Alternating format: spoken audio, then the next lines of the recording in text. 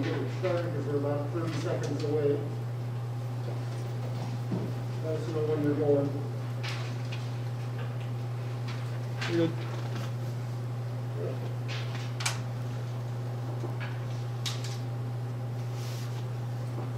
Well, it's 5:30, so at this point in time, I'll call to order the regular school board meeting of the Madison Central School District. It is Monday, November 9th, 2020.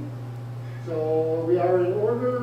Mr. Brooks will note the numbers present or absent. We have 5 of us present and 2 joining us via Zoom.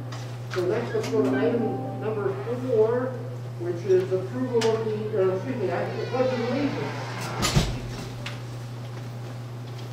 I pledge allegiance to the flag of the United States of America and to the republic for which it stands, one nation, under God, indivisible, with liberty and justice for all. Thank you. There will be one adjustment to the agenda, and that will be in the personnel actions, and Mr. Jorgensen will apprise us of that when we get to that point. So at this point in time, I would entertain a motion to approve the agenda. So moved. Mr. Hanamichael, is there a second? Second by Mr. Avery. Further questions or discussion? Mr. Brooks, David or Bender? Nelson, Aye. Hanamichael, Aye. Schultz, Aye. Kapperman, Aye. Bundy, Hold on. I let him in. Sorry, hold on. Hi, Keith.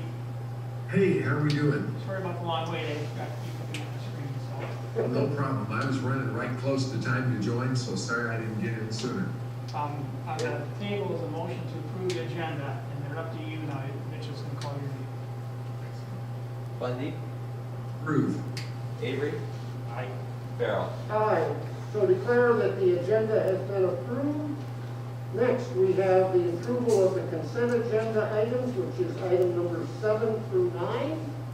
Item number 7 is the approval of our regular minutes of the October 12th meeting. We also held a October 21st special meeting.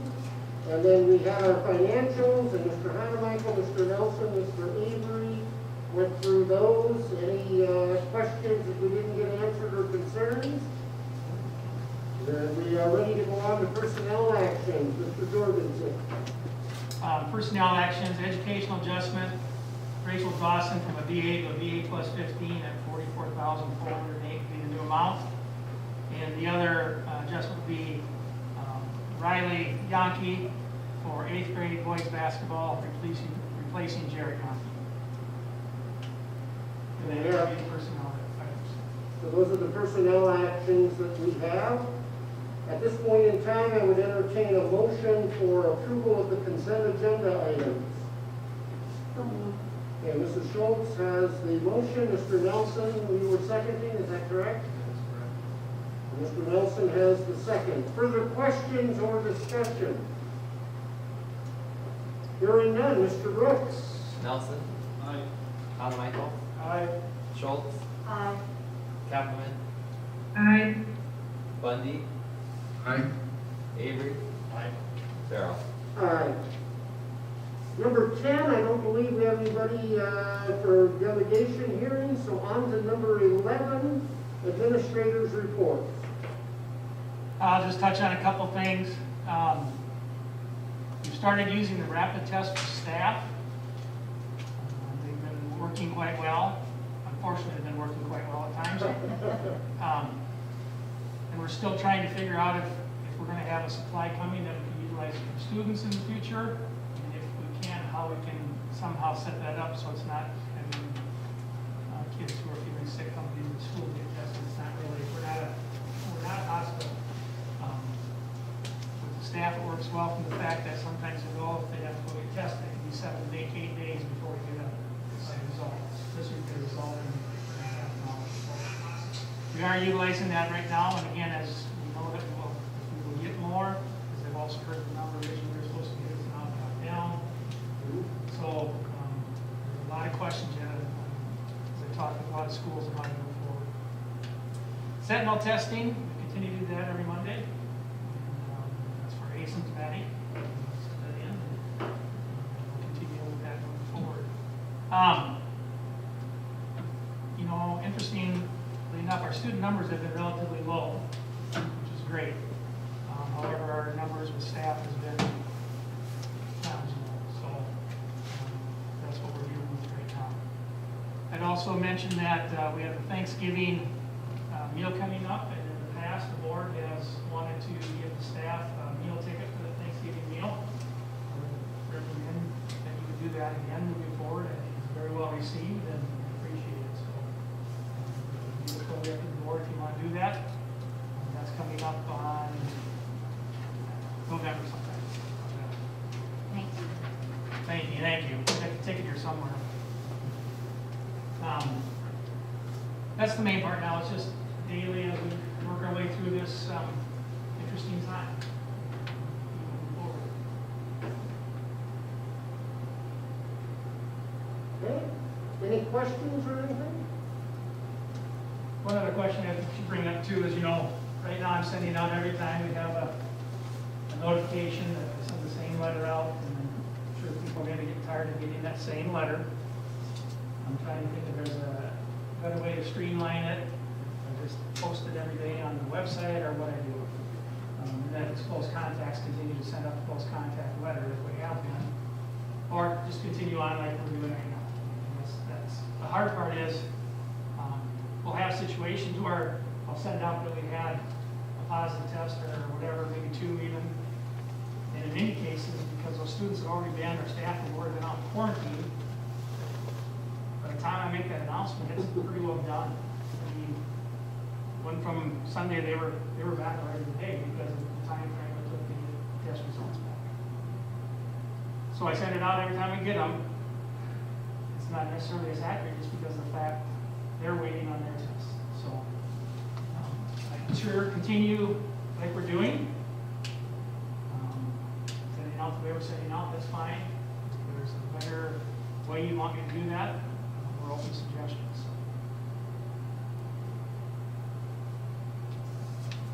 That's from the people who received those letters.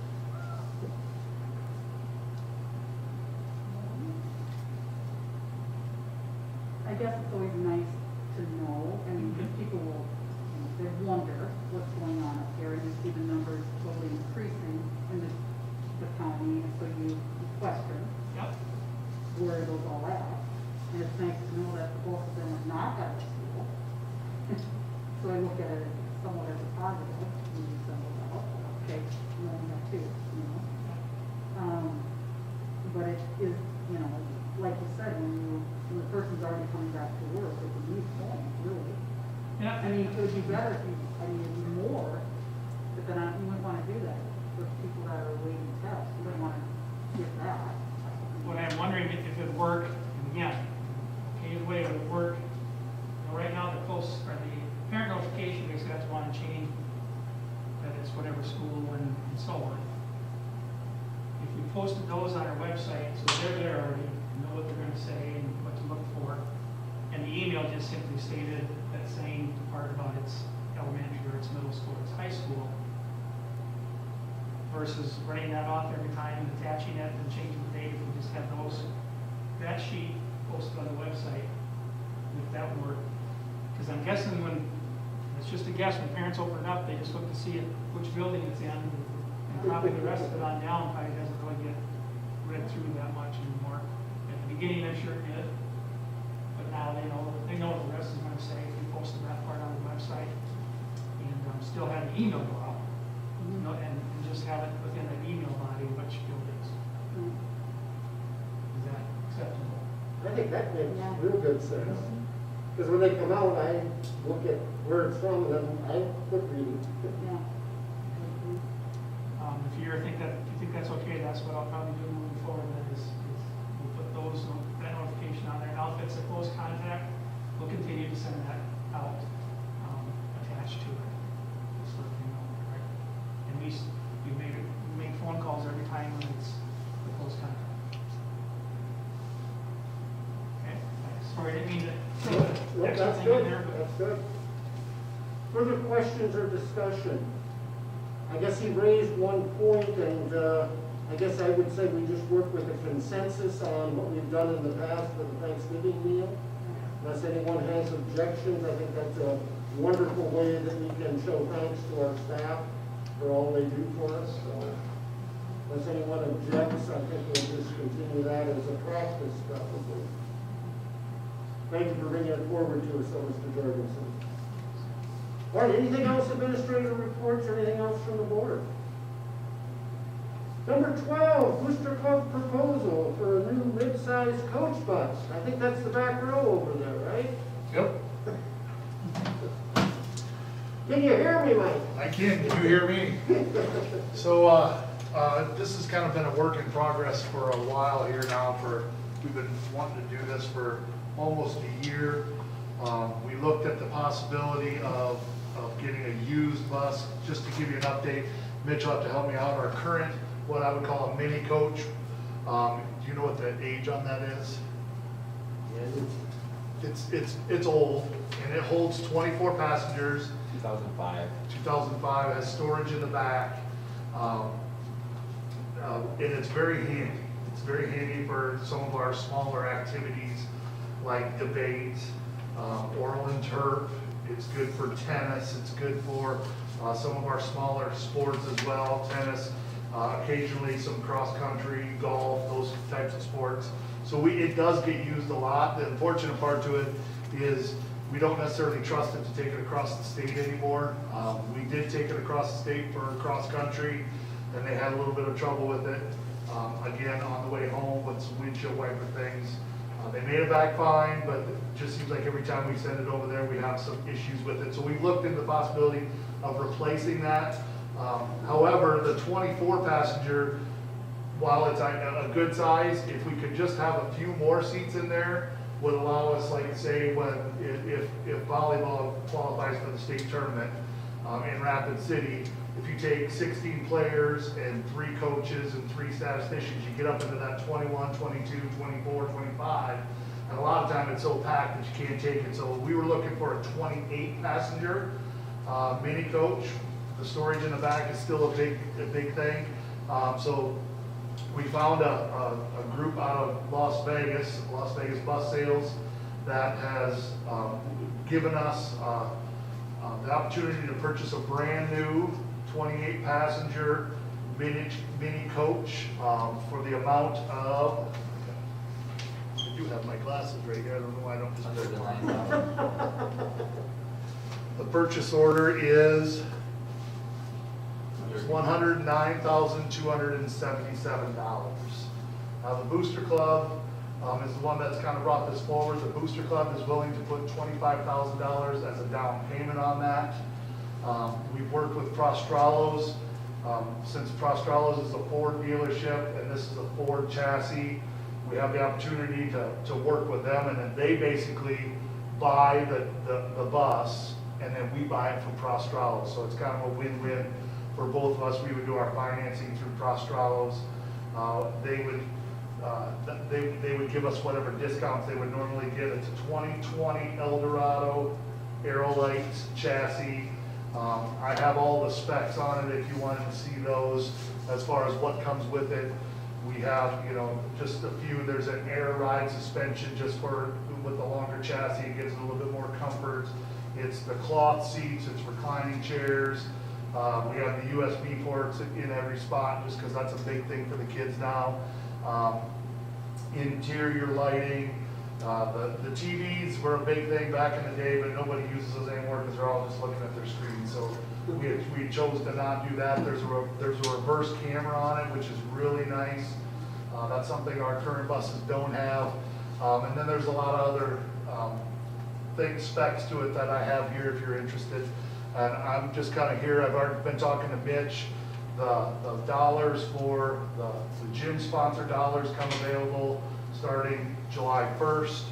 And if we take the down payment, and then the school would take over the payments after our down payment. Mitch can kind of take over from there. So with the gym advertising dollars, we bring in about $40,000 a year that we use towards projects. We've used it for the scoreboard system initially, and then the coach bus that we just finished paying off this year, our larger coach. So our thought was we could then use these dollars towards this next coach bus. If the Booster Club made this payment, this first payment, we would then pick up a payment in years 2, 3, 4, and 5. For that, it wouldn't use the full 40. In my mind, I think we would finance it for the 5. We'd make sure we get a loan that we wouldn't have any prepayment penalties. That way we could pay it off sooner if we need to, or if we want to use some of these funds for something else, we could do that also. It's very nice when the Booster Club does this.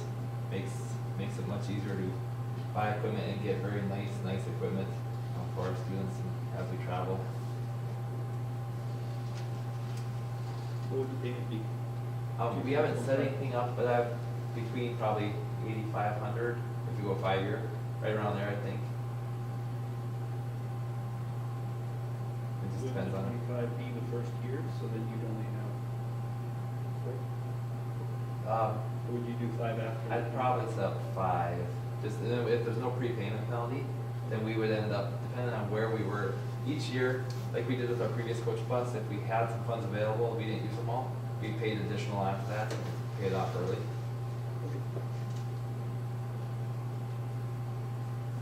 So let's get maybe a motion discussion, and then we can proceed with further discussion. Anyone wish to make a motion to take advantage of the Booster Club's proposal to us? Mr. Nelson, is there a second? Second. Second by Mr. Hanemichael. Now, further discussion? Once approval would happen, then we would go in and meet with Cross Trails on financing for it. It works out well because they're then the dealer of the bus. They can get it in. They have to. It doesn't come complete. They have to finish the last pieces to it, and then it delivers to us. So it's nice to have them doing that for us. What would be the timeline on that approximately? We got it, if we order now, we can get, they have one chassis that they're kind of holding for us. And they could probably start production soon, and we'd maybe be able to have it by early March. If we wait, it could push that back into end of the school year, beginning of summertime. Because this is custom built, it goes right to the factory, they build it exactly to our specs. We're not buying it off the lot. Would he then get a route with Madison Bulldog? The Booster Club is willing to take care of that end of it. Yep, whatever kind of advertising or wrap we want to put on it, the Booster Club is willing to pay for that expense. Again, the funding is coming from the revenues that we get with our advertising and scoreboards in the gymnasium area. But it's available for all activities to utilize. Any further questions or discussion? At this point in time, Mr. Brooks, and I think you can call the roll. Nelson? Aye. Hanemichael? Aye. Schultz? Aye. Kapperman? Aye. Bundy? You're on mute, Keith. Bundy? Aye. There you go, now. Okay. Avery? Farrell? Aye. Declare that, go order, Mr. Ricky. Awesome. Thank you very much. Thank you for your legwork on that. And thank the Booster Club. Number 14, review back to school plan. Number 13. Or 13, I'm sorry. Calendar adjustment. Bring forward a recommendation for a calendar adjustment. Looking at right now, the way the calendar's set up, excuse me, the way the calendar's set up, we would be here on December 21st and 22nd. I talked with Mr. Ricky on that as well, and what we had going on at that time, and the junior high event, which we'll try to get scheduled. Potentially a JV wrestling, which we're not sure how. That is on. Okay. But the intent would be that we would start our Christmas break at 3:30 or at 3 o'clock, end of the day on December 18th. And what that does is it lengthens our Christmas break to 16 days. I just think right now, for students and staff, this year's a grind, there's no two ways about it. I just think it makes a lot of sense right now to give our students and our staff a little bit longer break over that time frame. And I say that with the intent of not adding 2 days on at the end for these 2 days. We put in 181 days, we're well over the requirements by the state by a long shot. And I just think right now, it's the right thing to do. Normally, I'm not a big fan of a longer Christmas break, but I just think those 16 days could give a lot of people time to reset and recharge and get ready for the next school year. So I bring forward the proposed change to lengthen our Christmas break to include the 21st and 22nd of December. That's a recommendation from the administration. Will we have a motion to consider? So moved. Mr. Schultz and Mr. Bundy has the second. Further discussion? I think it's a wonderful idea. I think it'll be appreciated by students, I think it'll be appreciated by staff. I would like to see if we can be sure that all of our staff get those extra 2 days in some way, our custodians and other people working. Realize we can't just close the buildings for that period with some creative scheduling, being sure that those people also have the opportunity to enjoy the added time, because it's been a team effort getting us this far into the school year when we're at.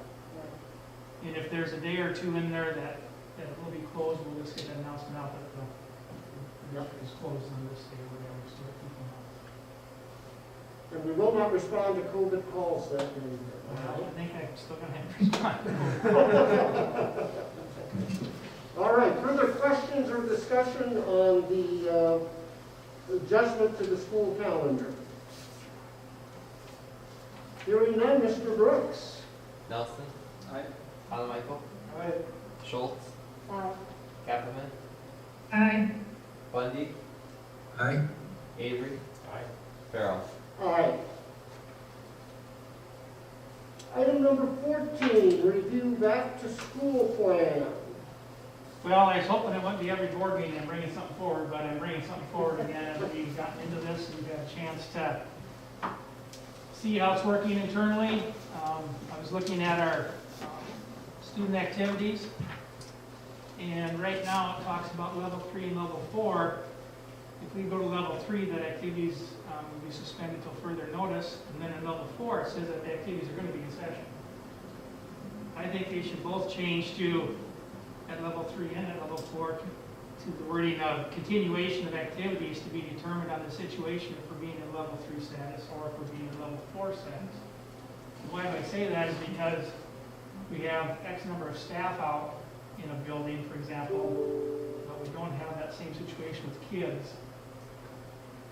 I don't know why we want to look at every situation to make sure we're being fair to all. And if we feel the activity can move forward, that's fine. So I think on 3, we have to have that flexibility either way if we get to level 3. I also think on level 4, if we've been out for a while, we're trying to ease our way back in, we may or may not be to a point yet. So let's say we're doing the hybrid the first week or whatever, maybe we're not there yet. So I don't think we can put in the plan like we did at the time. We assumed everything in here was really going to evolve around students. And I think we're seeing that's going to evolve around staff as much or more than it does around students right now as far as our ability to do things. So I'm recommending that at level 3 and level 4, the wording changes to continuation of activities to be determined on the situation for being in level 3 status or for being in level 4 status. It still may end up being that we don't have something in level 3 or we do in level 4, but I just think we need to have that ability to make those determinations instead of just saying, here's how it is. So moved. I think that makes good sense. Do we want an action item on that then, Mr. Jorgensen? I want mine in action. I don't Okay. know. So Mr. Nelson has made a motion that we amend the back-to-school program to include the statements on the activities that would be continuation of activities determined on the situation for being either level 3 or level 4 status. Is there a second to that motion? Second by Mr. Avery. Further questions or discussion on that amendment that we're looking at? So just for clarification, Mhm. we could go into level 3 for like all the buildings and continue to have athletic events or band events or whatever. Potentially. It would all depend on why we would have all the buildings in that position. Right. But yeah, potentially, but I don't think that situation is gonna be one where we'd probably have them. Right. It's other situations with staff, but it could be that we have X number of staff out, we've gotta go K-12, and yet in our high school programs, we may have 2 students, you Right. know, type of thing, and I just think we've gotta do what we can to be fair. But, and I'm not just talking about sports, I'm talking about performances or whatever we may have going on. Again, I think we have to look at every situation and make the best determination we can, and we're gonna err on the side of caution. So, that's what I bring forward, I guess. My question is only, how are we gonna communicate that to the public? We'd have to get it sent out like we do right now, and push notifications and everything else that we do, and as it changes, we gotta let them know. So right now, when we send something out, it's a push notification, it's an email, and it's a voice message. And it's usually posted on the website as well, so. And we would do this probably with this change also, Mr. Jorgensen, what do you think? Oh, yeah, I mean, what we'll do, when we make a change like this, then we also put that update on the, if you look on the, back-to-school plan, anytime there's an update, that's put on there as an update and dated for the update as well. So, yeah, so this change would show up on there as well. And we'd let people know that they need to check that so they know we Yep, made the change. it goes out, and that's what we did last time when we made the change with the, close contacts. Yep. The first one I sent out to them in the email, it was attached, but it also said the link is at Yep. this site, and you can go, the updates there. As we said back in July, this is definitely a living document. It changes, not daily any longer, it changes hourly, if not even more frequently, it seems. And, so further discussions on the motion to modify that back-to-school document. Mr. Brooks, you're up again. Nelson, Aye. Michael, Aye. Schultz, Aye. Capman, Aye. Bundy, Aye. Avery, Aye. Farrell. Aye. Declare that adjustment will be taking effect.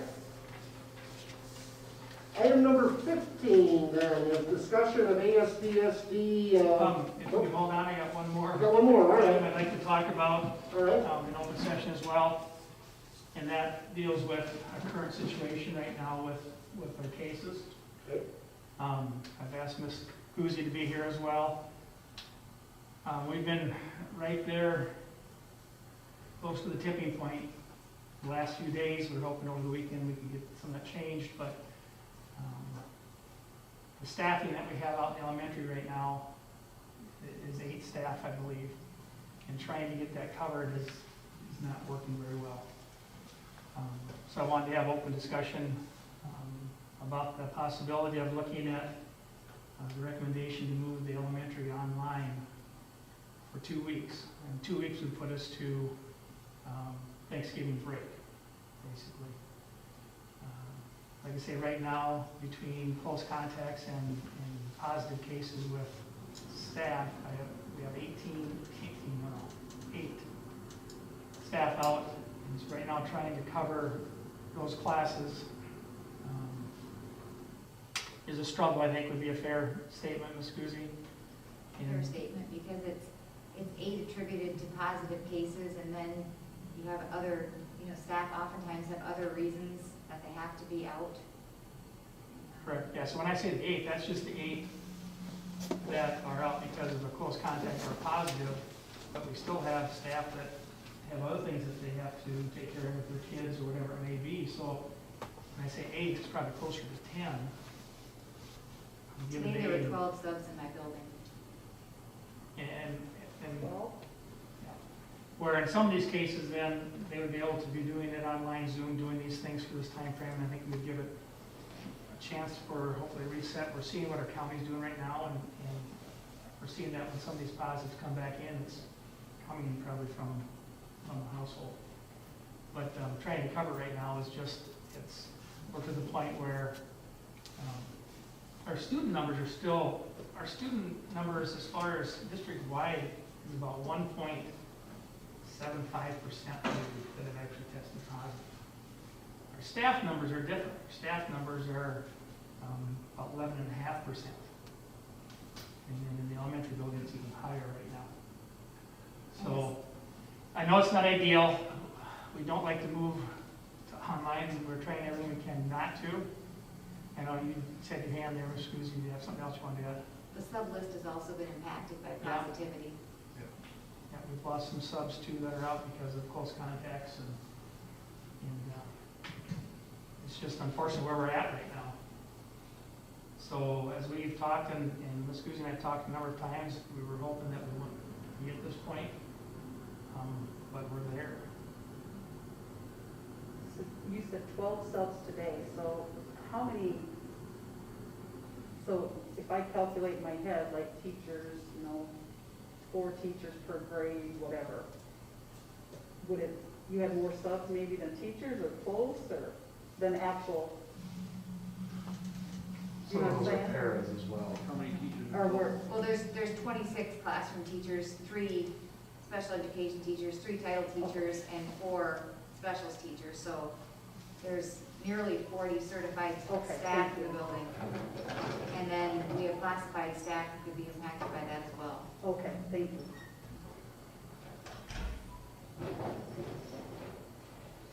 I guess the obvious question is, we're ready to move to that, your staff is ready? We've prepared all 3 phases since summer. Okay. And I think as kids aren't showing positivity, there are close contacts. When that happens, we have teachers who are teaching in the classroom and preparing kids who aren't able to come to school. And now preparing additional classrooms because there's subs in the classroom. And So we had talked about at that back to school task force about if the elementary went online, would we need to have middle school or high school go online because of the care for these kids? And we talked about that too. I don't know what the right answer is. But right now in the middle school and high school, we've got, I think 1 staff member out because of close contact. I think we have, don't quote off the top of my head, 2 kids out, or maybe 3 middle school and high school total. But now we have a number of kids out because of close contacts in K-12. If we were just doing the building, and again, I could see, it would obviously be easier if it was middle school or if it was high school, no doubt about it. And I also believe that if we make this move, that siblings who may be in middle school and high school, they're going to have to help out at home, we're going to accommodate it and make it work. Okay. It won't work for everyone, I know that. But we said we were going to do this for the safety of students and staff. And that if we're not there, we're awful close. So Joel, Yep. after Thanksgiving, when they return, are they returning to that hybrid model, or are they returning back face to face? Yes, one of those 2. That's what we would have to determine and see where we're at, and I say for 2 weeks, which would certainly be my hope that we'd be able to come right back. But again, I don't know, a lot's going to depend on how our county and everything else, our community goes in the next couple weeks as well. It's sort of a trickle down basically to the school. So haven't jumped that hurdle yet. It'd have to be decided though, which way we go, and if it's easing back in with level 4, then we do level 4 with that group. So you wouldn't make that determination until we're closer to the end of the 2-week period? Is that Well, we'd like to make that at least a week ahead of time, just to give them more advanced warning. And if we move this tonight, we would still have in-person tomorrow, and we would send computers home with them tomorrow. This would start on Wednesday if we decide to move there. So what does that academic curriculum look like? Is it that they're on a Zoom with their teacher, or it's packets and I'm just thinking for families, like, is it gonna be during the day that families need to accommodate classroom activity, or is it more? I'll let Janelle answer that for you. It's all of that, quite honestly. We've prepared packets in the paper format, understanding the virus a little bit more now than we did before. We know that we could probably send some paper home and take it back in. We know there's a life expectancy on the virus that can be eliminated through time. We know that kids need practice, and we'll focus on enrichment, remediation, and practice to develop things like math, facts, handwriting, reading comprehension, and fluency.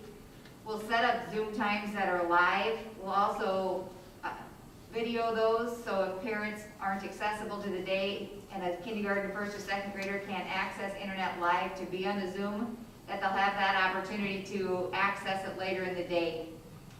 I mean, it goes without saying that the elementary is the least independent of our students, and they need direct instruction the most.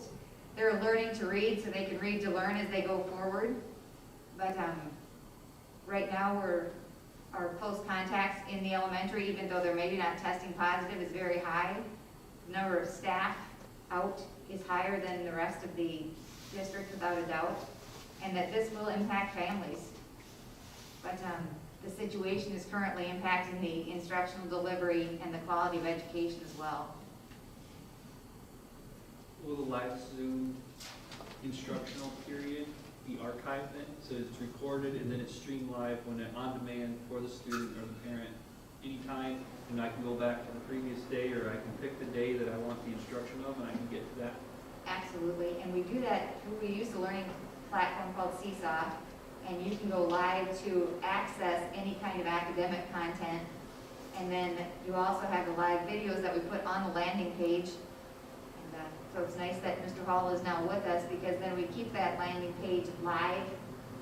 So the landing page is where I find my teacher, because the Seesaw, I don't find my teacher, I find a teacher, correct? Landing page, you find grades kindergarten through 5th grade. You click on yours, and then you see all the sites that we use to support learning, as well as even our online content to our reading textbooks, to our math textbooks that aren't physical, but are exactly the same. They're just ebooks.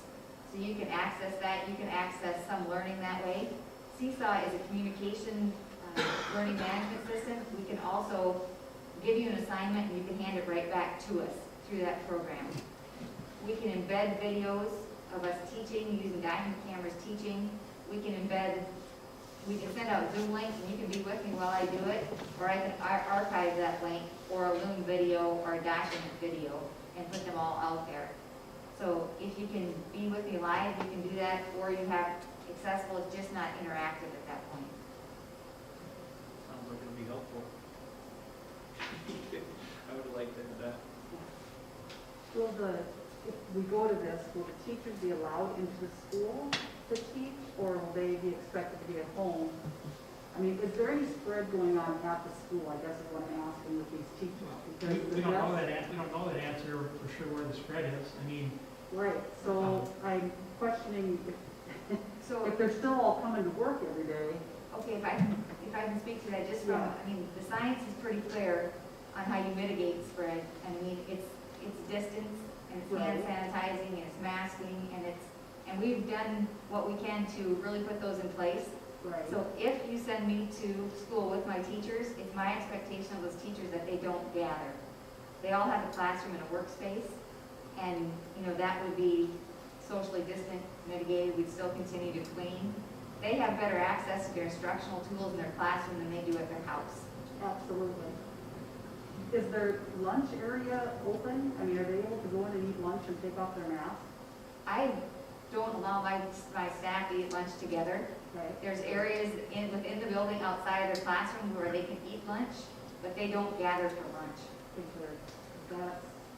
and along with this, if we make this move, we would offer the sack lunches at our previous sites during this time, so meals would still be available. The one we probably have to adjust a little bit is the one here, so it's not right out front. At that time, we probably have it on the back side of the building, but we can utilize the 5 spots that we did before during this 2-week time.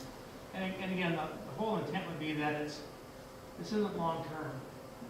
we're not looking at what we looked at last spring, just to be sure, hope it's not long-term. We hope it's a 2-week deal and we can get back to as normal as we can again.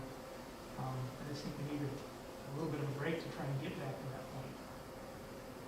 Well, and timing is kind of on our side with the built-in Thanksgiving break. That gives us another 5 days. So in essence, we're like with the 2 weeks, we're almost picking up 2.5 weeks of time separation.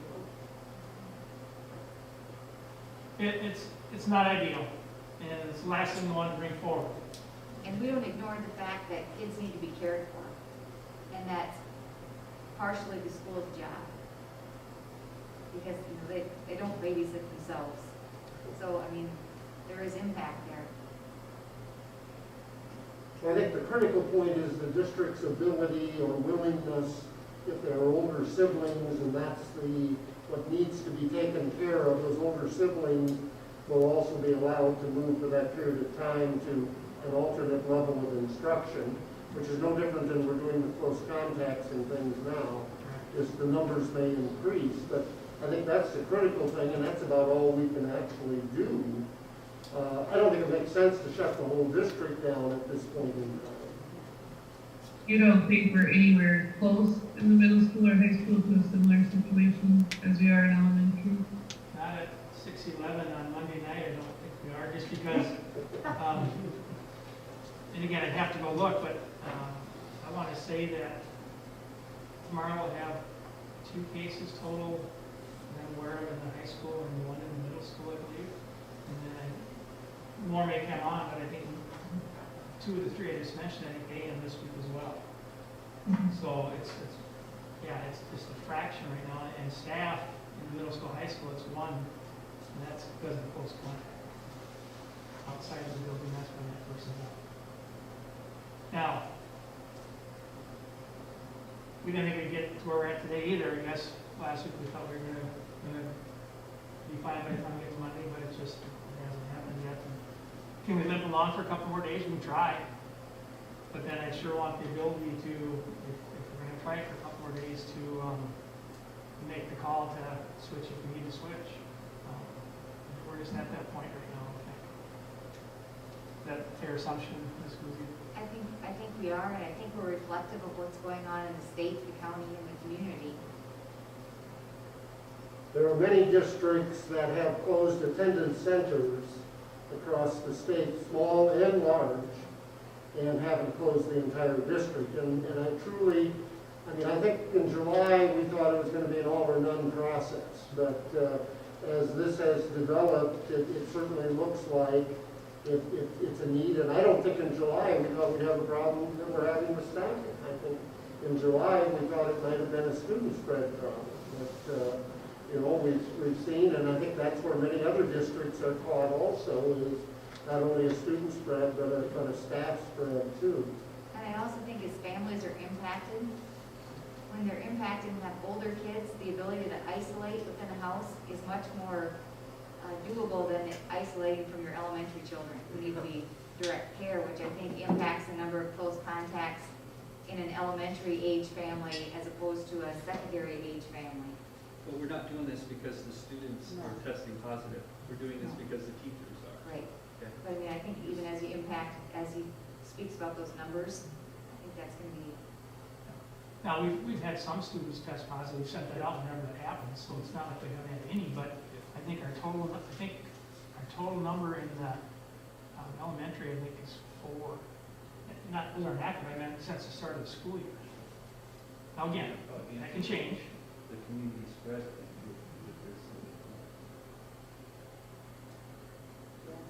I guess a procedural question, Mr. Jorgensen, is this something we want to take action on, and each time we move to a different level, do we want that to be a board decision, or is that something that we as a board want to allow the administration to make the decision on? Well, I think that's your choice. Either way, I brought it forward because I don't take it lightly. When I came in this morning, that was not my intent that we were going to be, but then as we looked and saw and on the positive, we can still try to limp along a little bit, but I personally would prefer to be be the guys with the boots on the ground making the decision, because we don't have the personal contact, we don't get the whole picture of things, even though we're listening intently, and you guys are explaining it really well. I'd rather have, when you guys wake up in the morning, if something needs to happen, you don't need to wait for us to all come together to decide. Mr. Jorgensen, I'm assuming that even during those 2 weeks, if that happened, we would still get information about close contacts, Yeah, not gonna change anything. because That's- we would need to know when we came back who was still in quarantine and. Yeah, nothing would change there. In fact, a lot of when we're getting some of the positives, whether it's staff or students, in many of the cases, they've already been out Yeah. quarantining Yeah. because they've had a family member, a parent, that had tested positive, so they've already been out in the building. So when I send these out, it looks like, yep, we had 2 today. But those students may not have been in the building for the last 8 or 9 days, type of thing. So by the time we find out, any other quarantine is pretty much almost done for any close contacts, if there are any close contacts. So, it's more, as we get these close contacts, or positives, in the majority of cases, it's that they've already been out of the building because of a family member, relative, or whatever, that they were close contact with outside of the school, and then they end up at some point developing positive. And then some, we don't know where. Some, it may not be a family member had it, but all of a sudden, someone's positive. So it'd be great if we could say, yep, this many we know came from here, and this many came from, we don't have that ability. I guess I almost compare this to a no school, snow type day. As a board member, I don't want Mr. Jorgensen to phone each of us at 4:30 in the morning and ask whether we should have school or I not. might enjoy that, actually. You would, but we would not. I think that's almost the dynamic that we're in with this. And I think when we developed the plan, we approved a plan, but the purpose of the plan was to give the administration the guidance that they needed to implement that plan. So I myself would not favor that every time we go to a different level with the building or the district, that it necessarily requires board approval. I think it requires board knowledge, but I don't think that we have to have either a special board meeting or tonight need to approve that that's going to come forward. I agree. I think we should let's make a motion that says that we're gonna leave this up to the superintendent on staffing, or busing, or other Well, needs. it also He did- he can call us. And, if you're okay with that, because I also get Yep. help from you saying, And I'm okay with that. We're trying to be as open right, and transparent about everything right now. right. That's why we're sending out stuff on the weekend. We're not trying to hide anything. We're trying to do what's best for students and best for staff. And right now, it's affecting our staff without a doubt in the elementary, and I think we need to make this move. I don't like to make it. I was hoping and praying we wouldn't have to make this move. I'd love to be talking about just about anything else. But reality tells me that we're in that position right now, that we need to make a change, and hopefully it's a short change, and that we can get back then sooner than later. I'd like to tell you that, yeah, I guarantee after Thanksgiving break, we're back, no problem. Right. That's my hope, but I can't guarantee that. I certainly expect that, but I can't guarantee it. What are the requirements of a substitute teacher? Like what education, or what are the requirements to get people on your Are list? you able to breathe? You know See, what you I'm could saying? be a sub. So if you could put that out, I think there may be community members that, oh yeah, back in when I was, 30 years ago, I took this course, or I had a minor in this in college and I never used it, and boom, there you In have it. South So Dakota, to be a substitute, in the short term, you have to have graduated from high school. To be a long-term substitute in the state of South Dakota, you have to have an education degree, or at least a 4-year degree in the field. this would be considered short-term? Yes, So you have to have a high school diploma, yes. and we can't get substitute teachers. I don't think everybody knows that. Well, Well, I think, we've gotten it out, and part of it is too, if you look at subs, a lot of the subs are people who may have retired right, and are now subbing, and yet that's a population that not as many are willing to sub right now, which is understandable. You do have to pass a background check, though. Yeah, yeah, Yes, we put that yes. asterisk in there, Yes. background check. You know, no felonies.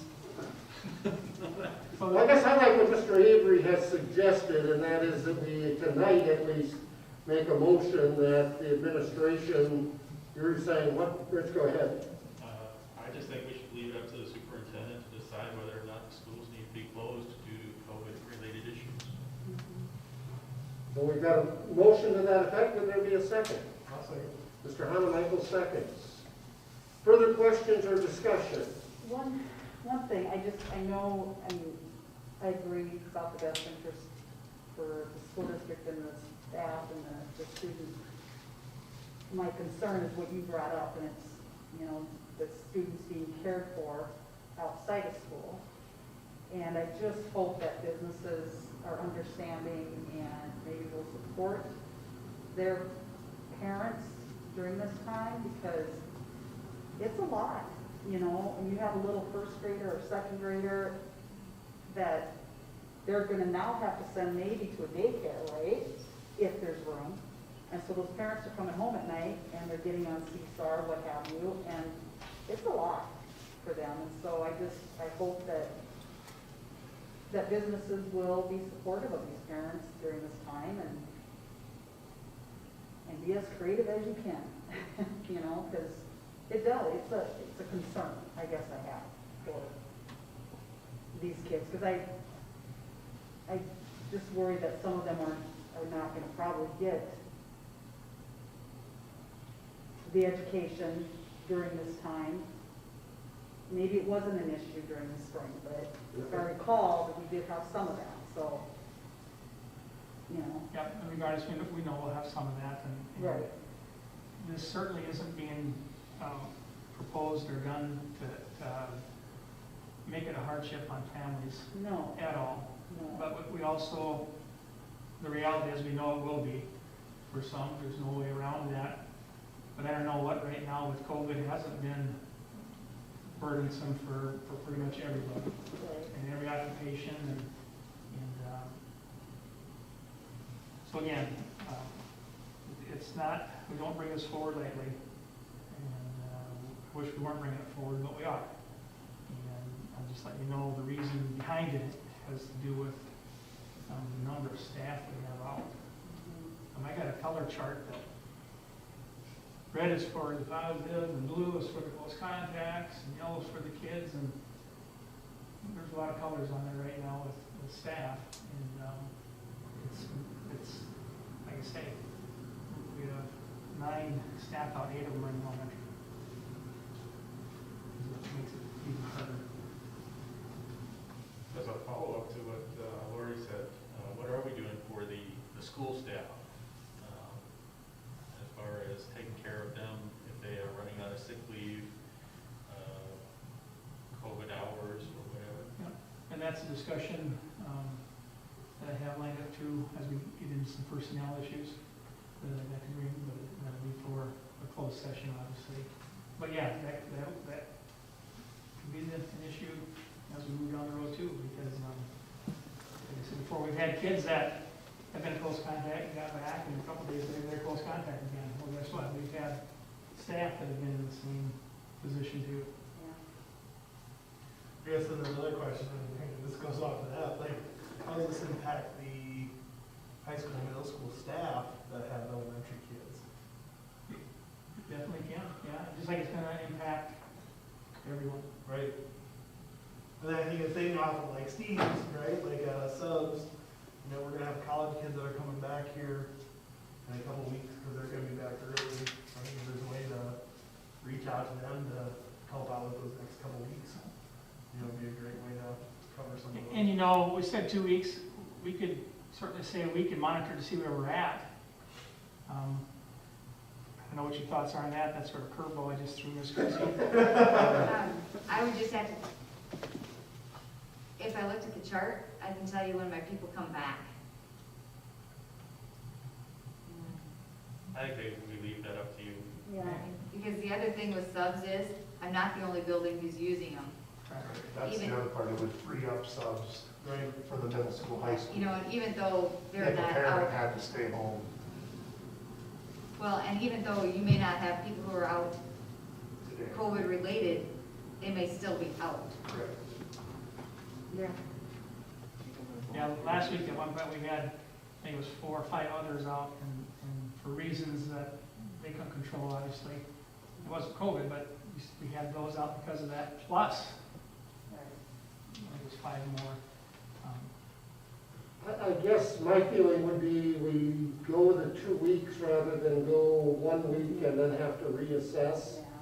I think that would, I think, and this is just my own personal opinion, but it'd be easier to say, okay, we've got to get through Thanksgiving with this and go rather than say, well, next Tuesday we'll decide whether we're going to be out next week or not on there. So I just think, and again, it's up to you, whatever you folks decide, but I think that that would make the most sense.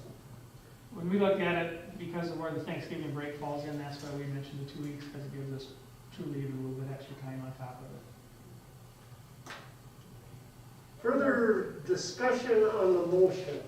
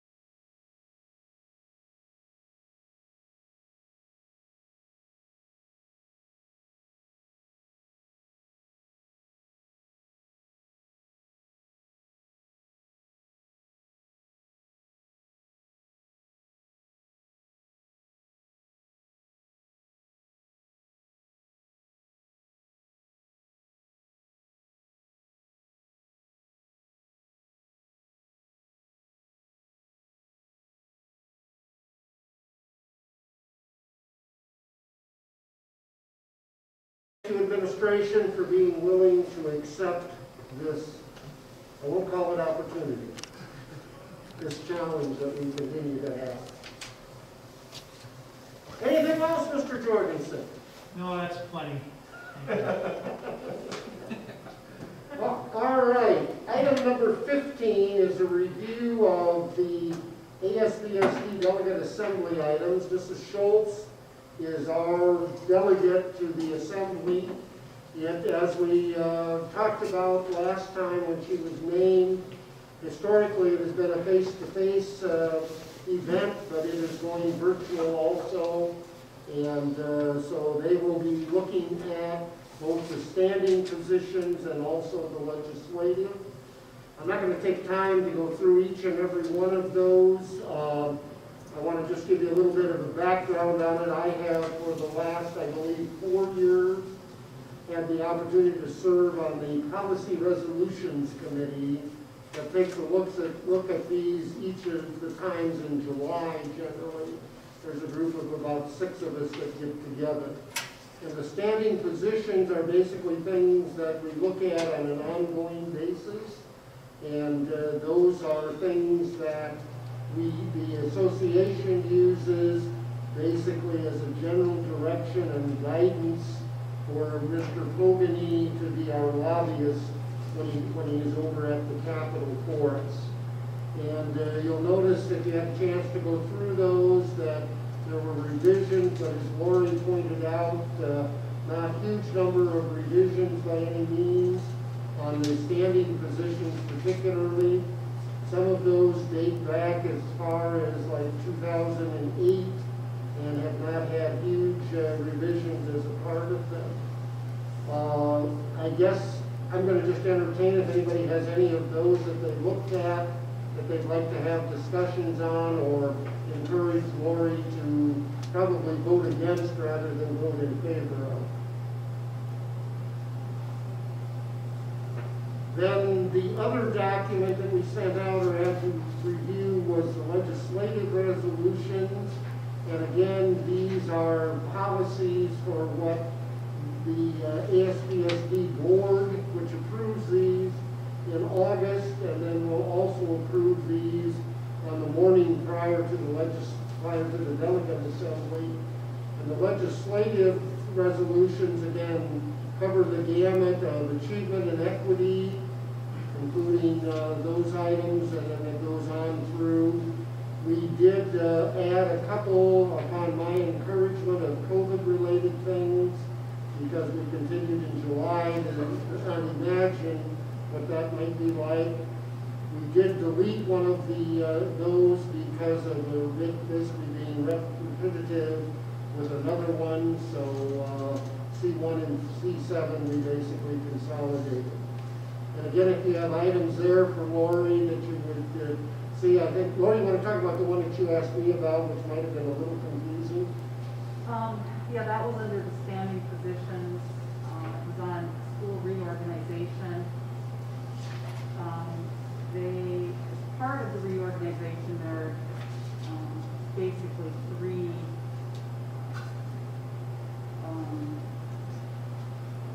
Subpoints. three subpoints that need to be taken into consideration or followed. And one of those is that the reorganization is voluntary. That it is to be initiated at the local level by the board or citizens and approved by the citizens of the public school district.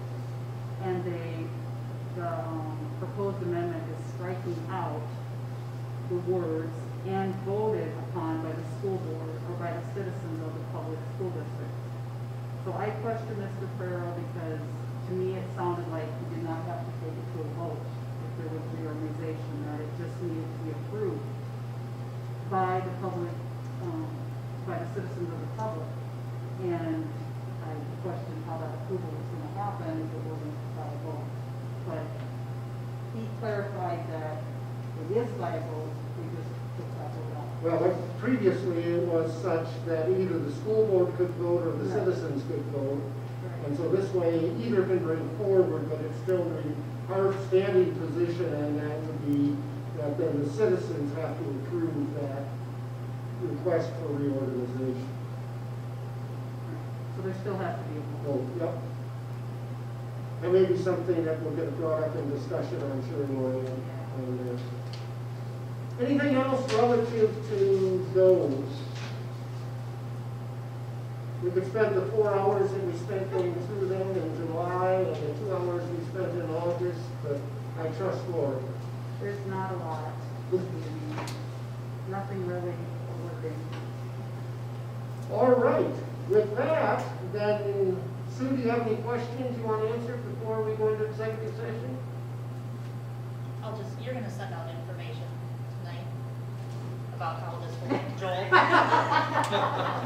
Across the room. Yeah, I'll meet with Janelle here and then we'll decide and I'll make sure whatever information is sent out, I'll send out to that as well.